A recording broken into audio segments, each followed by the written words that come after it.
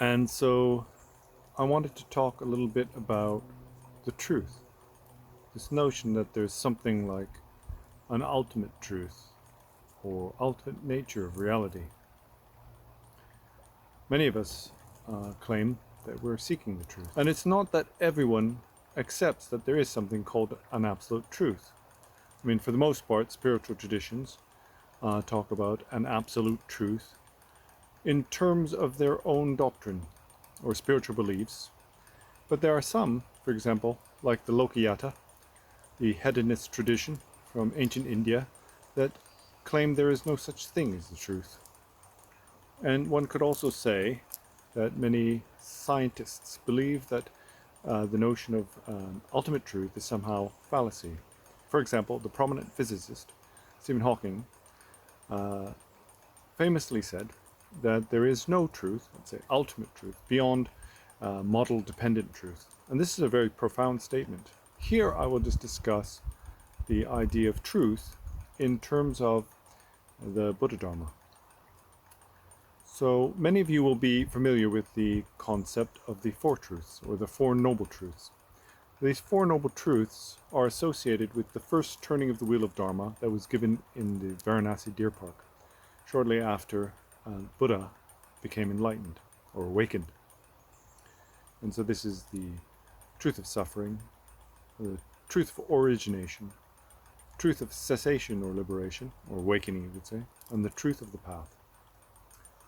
Now, it's not my intention here to go into any detail about these, but essentially the Buddha first taught one should know suffering, no suffering. This is quite difficult for many Westerners because, to start off with, we don't want to think about negativities. Many of us come to the Dharma because we're looking for happiness, to improve our mental states and make ourselves less traumatized by existence. And so when it comes to contemplating suffering, it's quite difficult. But there's a reason why the Buddha taught that we should first think about suffering. And that is, we have to see the unsatisfactory nature of existence. And on seeing this unsatisfactory nature, then the question arises, well, why is it? Why is there suffering? You know, we experience temporary happiness, but why is it that people have to suffer? And then naturally from that, once you understand where suffering comes from, then you're going to want to get rid of it, right? Because we're all the same in that we want to be happy and we want to be free of suffering. Even the smallest insect has this notion. And so after figuring out what the origin or the source of suffering is, the next question to ask is, well, what is liberation? What is awakening? And so that is often taught as the third truth. So there's something called emancipation or liberation. And the fourth truth is, well, how does one get enlightened? How does one achieve awakening? Those are the four truths. So this is accepted by the Hinayana, Mahayana, and Vajrayana. But it's also taught that there are two truths. Essentially, of all the truths, then there are two. And these two truths are what is taught in the second turning of the wheel of Dharma, the middle turning of the wheel of Dharma, which is the turning of the wheel of Dharma that primarily concentrates on the teachings of emptiness. And these two truths are the relative and the ultimate. As for the relative truth, then that could be called provisional truth, leading truth. There are many ways of referring to it, but it's conventional reality is what it refers to. We need conventions in order to get by in life. Without them, things would be very difficult. So Nagarjuna taught, without the conventional truth, without the provisional, then there was no understanding of the ultimate. And without realizing the ultimate, then there is no liberation from samsara. Although sometimes we see this provisional or conventional truth to be less important, is absolutely essential for anybody wishing to make progress on the path. And then this ultimate truth is the true way things exist.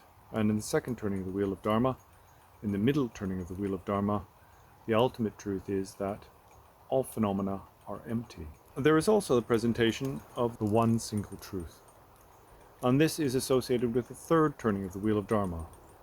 The third turning of the wheel of Dharma that teaches that all phenomena are without characteristics. And this is compatible with the Vajrayana view. So the first turning of the wheel of Dharma is accepted by everyone, is the teachings of the Theravada and the Hinayana. The middle turning of the wheel, which is not accepted by the Hinayana, the common vehicle, as of an authentic teaching, is the teachings on emptiness. And the third turning of the wheel of Dharma is that which is the view of the Vajrayana, and that is the single truth. And this single truth is emancipation or awakening. The single truth is emancipation from suffering, awakening, enlightenment. That is the true nature of all phenomena. Now, this is difficult for many Westerners because this is a true teaching. This is how it is. But it's often presented that, well, everyone is Buddha. Everyone is already awakened, and so you don't need to practice. But in reality, it's not possible for us to hold an authentic Vajrayana view, this view of the absolute purity of all phenomena. And that's because, quite frankly, we see things to be ordinary. We are attached to beauty, we are adverse to things that are dirty or unpleasant, and we are indifferent to many things in our environment. And that means we don't have a Vajrayana view. Now, there isn't time here to go over in any detail these different types of truth. And I probably will approach these in a subsequent video. Maybe do one video for the four truths, one video for the two truths, and one video for the single and ultimate truth, which is awakening. The principal point I would like to make is that essentially these different presentations of the truth do not conflict with each other.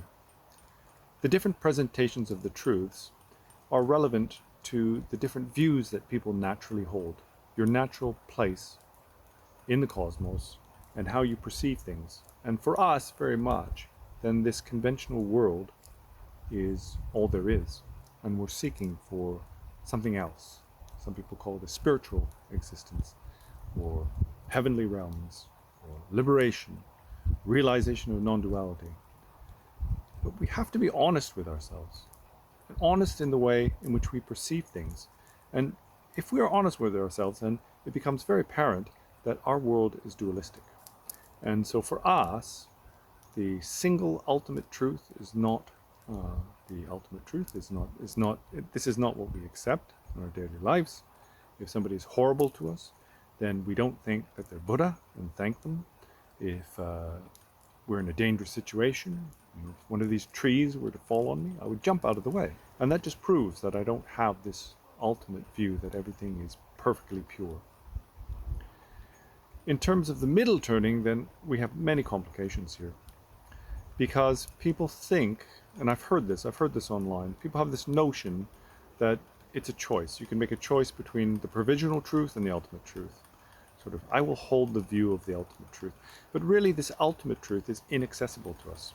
And so people have this feeling like I can abandon the conventional and just jump straight to the ultimate.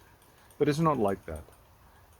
Understanding the ultimate truth is a type of realization. It's the realization of the nature of mind. So the question we have is, well, which is the ultimate view?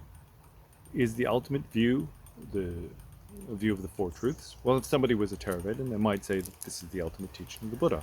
The middle turning of the wheel of Dharma is the teachings on emptiness. Now, for example, the Gelugpa tradition sees this as being the ultimate truth, that all phenomena are empty, and that these conventional appearances are merely appearances, but have no solid essence of them in and of themselves. And the third turning of the wheel of Dharma is what is upheld by traditions such as the Kagyu tradition, and it's very much in line with the Vajrayana view, and that everything is perfectly pure, is a kind of manifestation of the wisdom mind of the Buddha. Now, it would seem on the outside that this middle turning of the wheel of Dharma and this final turning of the wheel of Dharma, the second and the third, are in confliction with each other. One teaches nothing exists, and one teaches everything is pure and very much existent, but existent in a very special way. But in reality, these two are not in some way contradictory. It's merely the perspective from which it is taught.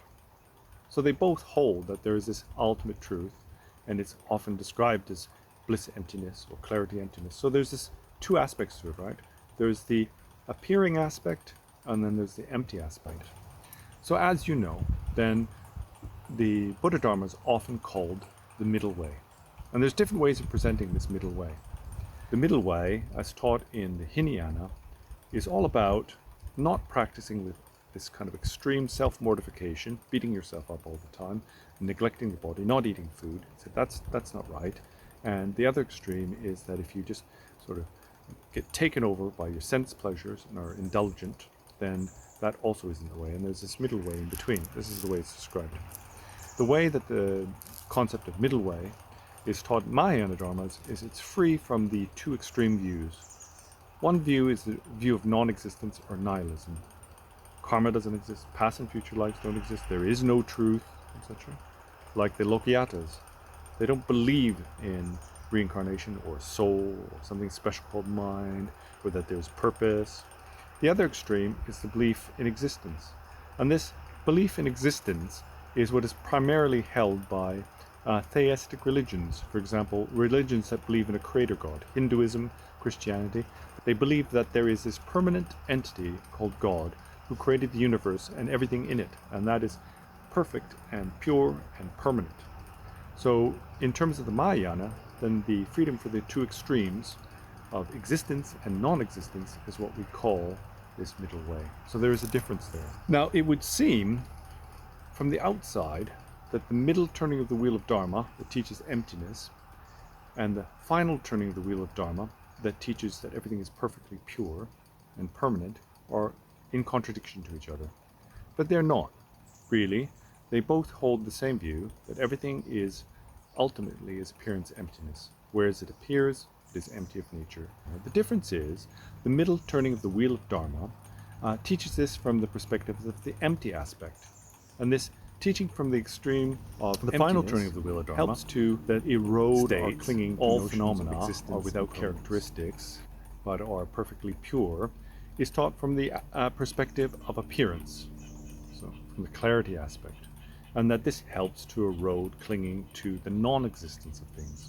So they're both basically middle way views with a slight difference in flavor.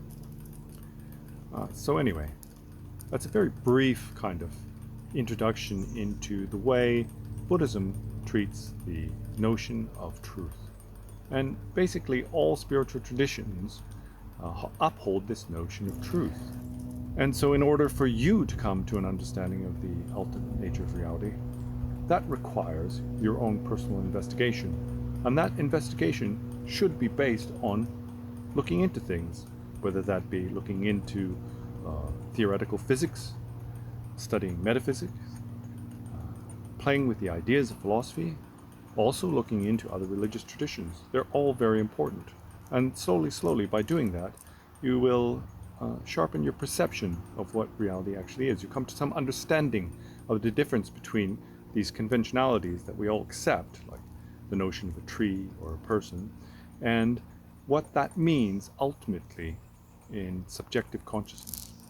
Well, I hope that was helpful to you. As I said, it's a very deep topic. But in future, then I will try to possibly look into some of these notions in regards to the four truths, the two truths, and the single ultimate truth. See you next time.